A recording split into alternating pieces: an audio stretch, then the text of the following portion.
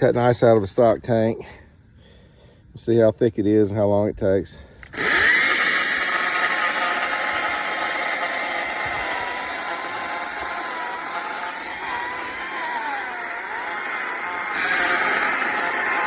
So I just pushed it down with 2 hands to break it. And this piece of ice here is pretty thick. I'm gonna cut it in half so I can lift it out and I'll show you the piece.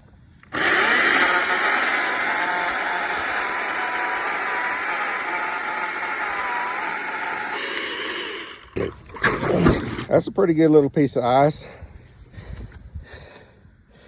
Here's my arm up against the part on the outside. That's over a foot thick right there. And that comes out just a few seconds. You don't get wet, you don't get little pieces. You don't get chips in your eyes and water splashing on you from hitting it with a hammer. Just an idea, maybe it's worth giving a try.